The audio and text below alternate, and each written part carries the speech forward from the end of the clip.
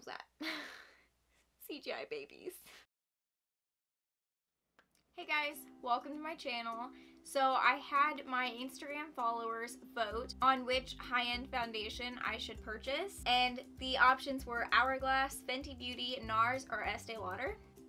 You guys picked Estee Lauder, so that is what we are doing today. I'm gonna try out the Estee Lauder Double Wear Stay in Place Makeup, which is, you know, foundation.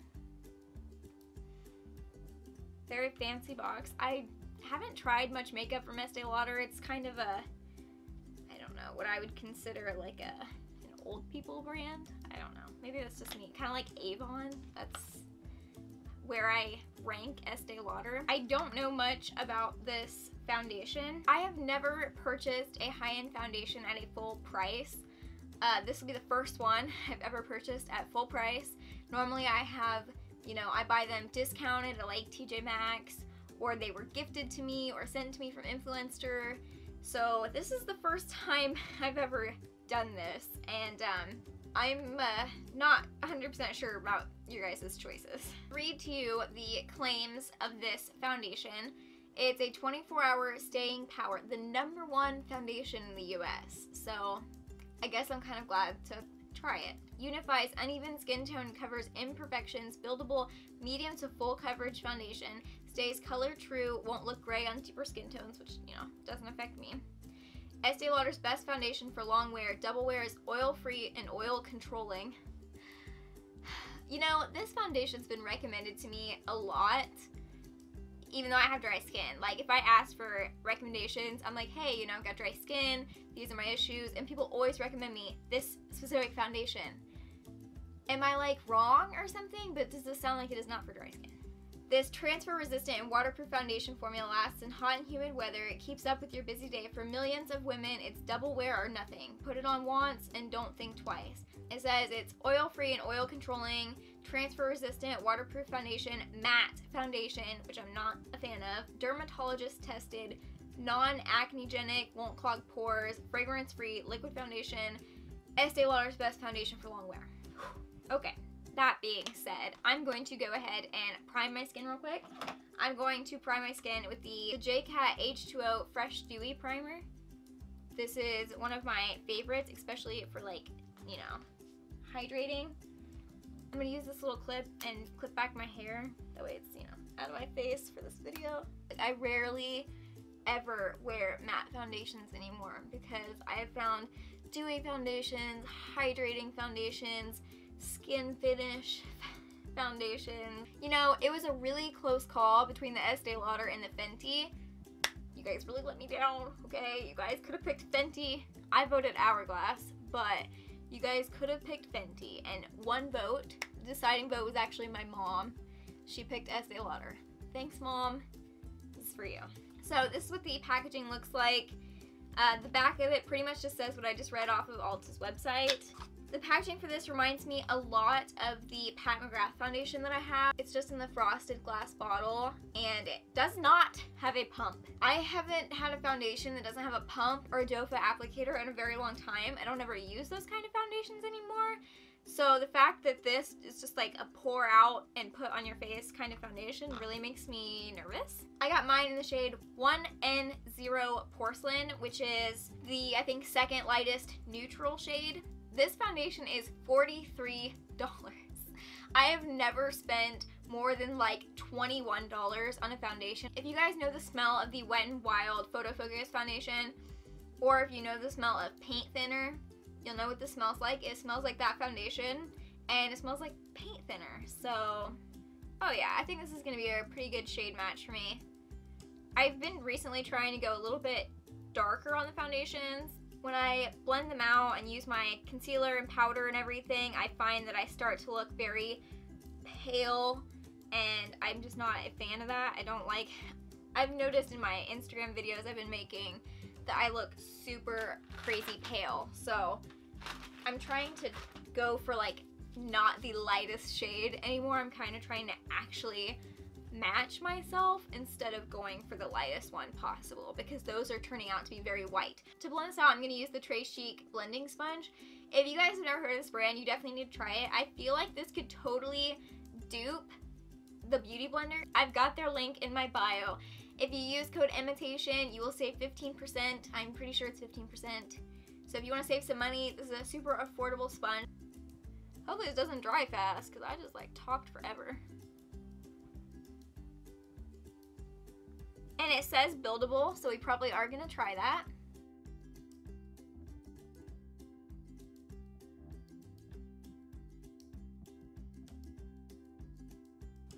I do have quite a bit of redness that needs covered and a little bit of breakout. So, okay, for being a matte foundation, it looks pretty dewy so far.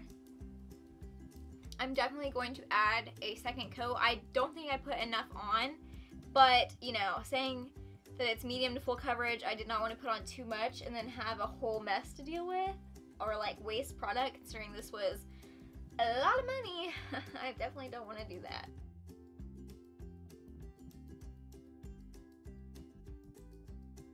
I think we're pretty well blended. This is one coat of it, and I definitely used, you know, a very little amount and just kind of put that over the spots that I have that are more red. And then I would like to have a bit more coverage on, which is pretty much my cheeks, my chin, and a little bit on my forehead, because I really do not want to waste any product of this foundation, considering it cost me 43 buckaroonies. Because I find on my skin a lot of the time when I try and add on more, it doesn't like build, it just makes it look bad. So, you know, we're gonna see.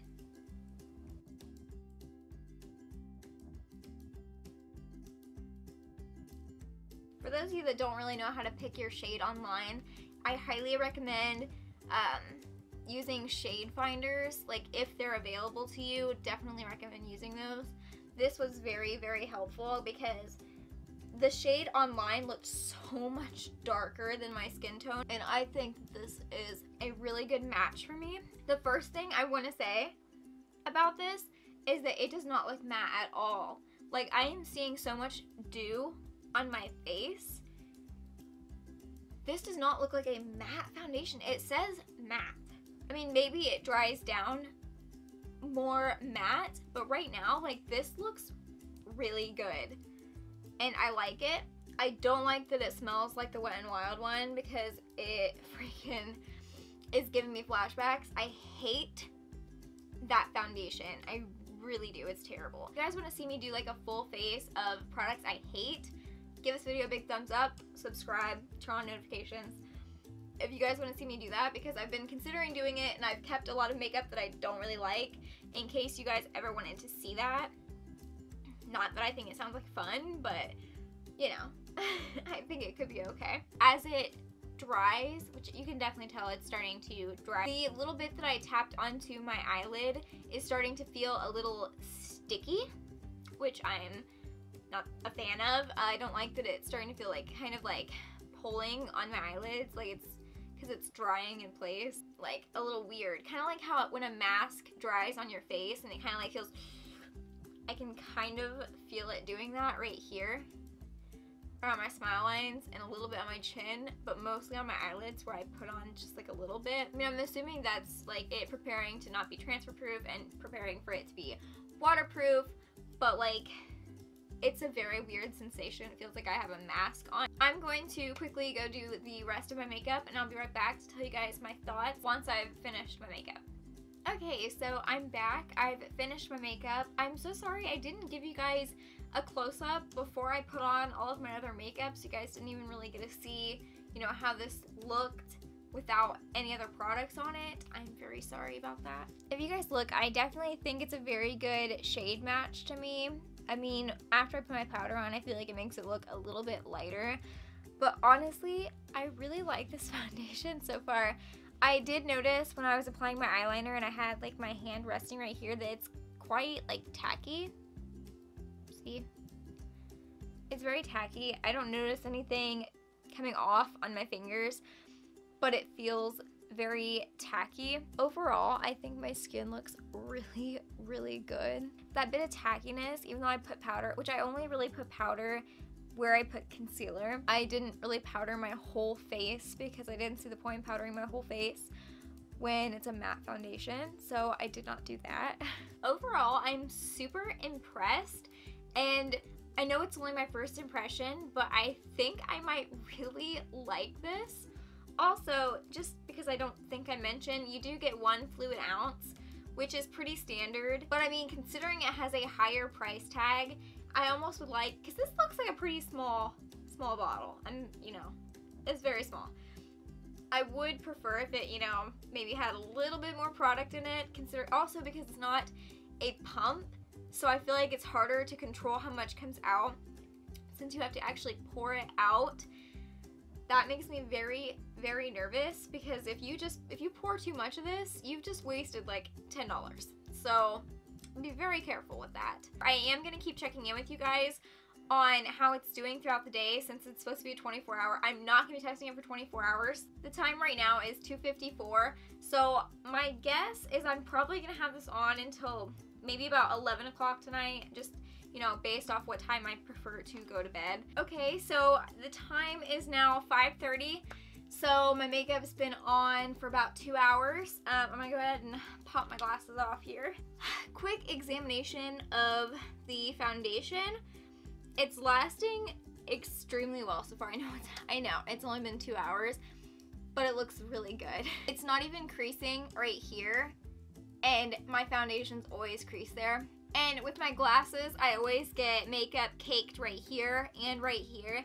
Now there is a little bit right here. I'll show you guys a close up in a second. There is a little bit right here, but there's not as much over here, and there's almost none caked right here, which is incredible. So here is the close up of my foundation after 2 hours.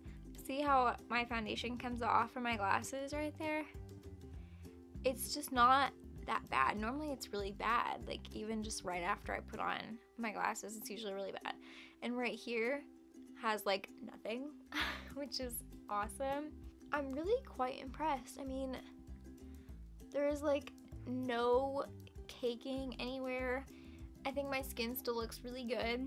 My mom noticed like a huge difference in my normal foundations and how my foundation looks right now, because it's matte. She's like, you can tell it's matte. Like my face looks very different, matte and not dewy. Anyway, I will check back in with you guys a little bit later, and yeah. The time is now about 8 p.m. I've got a terrible headache, and this light right now is not helping. And I really feel like I need to take off my makeup. The foundation really doesn't look almost any different. It's started a little bit more where my glasses are to come off. It is starting to get a little bit oily right here, and based on the way I look in the viewfinder, I think my forehead looks, I don't know, I feel like it looks a little shiny. I mean, not, like, I don't really get oily because I have dry skin, but it looks like shinier and less matte. It still really hasn't creased right here on my chin. I mean, very slightly, like I'll show you guys in a second, very, very slightly. Right around my nose, right here where I put my highlighter, normally fades really quickly, and I can definitely tell that it is fading right there, and the foundation separates really bad on my nose. So if you guys can see, it's definitely gotten worse, you know, just from my glasses sitting there. It looks a bit gross right there. My chin, it's barely faded on my chin. A little bit where I've got some acne. It's not faded, but it's like getting there. My nose, oh god, this is such a bad close up of my nose, but you can see like right there, it starts to separate really bad around my nose. All my foundations do that, and so I'm not surprised that this one's doing it. This is my last check-in. It is about 10:30, and this is as far as I'm willing to go. I just watched a horror movie that made absolutely no sense. Must have switched writers right in the middle of it. There were CGI babies. I got nothing.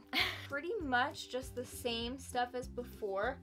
I've definitely gone pretty patchy right through here, but that's because I had my hand on my face while I was watching the movie, and I had it like this, you know, and so this part is definitely rubbed off. Definite patchiness on my nose. It's also worn quite a bit on my chin, where I've got like a couple acne spots. I don't know if you can tell the patchiness right through here. There's like almost no makeup, like right where my blush and stuff was. There's like nothing right from where my hand's at. You can tell it's definitely lost quite a bit of coverage.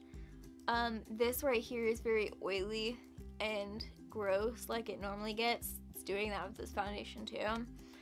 These spots right here for my glasses are much bigger, much more creased. Overall, I think I really like this foundation. I will keep testing it out, but the transfer resistant thing, I was like, no, you know, there's no way. I somehow get foundation and powder and stuff, you know, all over everything, but you can legitimately feel a difference in this one and how it like feels like it's not gonna get on anything. Like normally if you like smear your foundation or something, you can like feel it on your fingers or you can see it, you know. This does not feel like that. I don't know how to explain it. You know, if you've tried this foundation, like let me know if you kind of understand what I'm saying. My boyfriend wears black shirts a lot. If I were to like go like lay my head on his shirt, I don't think that I would get foundation all over it like I do sometimes. $43. Obviously off of a first impression, I can't tell you guys if this foundation is like completely worth $43. What was that? CGI babies. I definitely want to keep testing this out. Honestly, I don't know. I feel like I can't justify spending $43 on foundation when I have so many good drugstore foundations, but like the whole transfer proof thing really has me shook right now. Like I definitely don't think I have any other foundation that feels transfer proof like this one feels, because I feel like this is not going to get on anything. I feel like I could go sleep on my pillow right now and I'm not gonna smear it all over it, which is a really cool feeling, to be completely honest. Well, I am going to go wash off my makeup now that it's really late and I'm ready to go to sleep. So yeah, I think for a first impression, I'm going to vote thumbs up that I do like this foundation. So thank you guys so much for watching this video. Please don't forget to give it a big thumbs up if you enjoyed it, and if you enjoy testing videos, let me know what other products I should test out. If there's any other high-end foundation you guys want to see me test out. I'm so excited to actually buy a foundation full price with my hard-earned money. And yeah, I'm curious to see if I start wearing this foundation more, if it becomes one of my favorites, hopefully, because I'd like to get my money's worth. Also, please don't forget to subscribe to my channel if you haven't already. It would mean so much to me if you subscribed. I'm really trying here. I post videos every single Saturday, and I will see you guys next Saturday. Bye!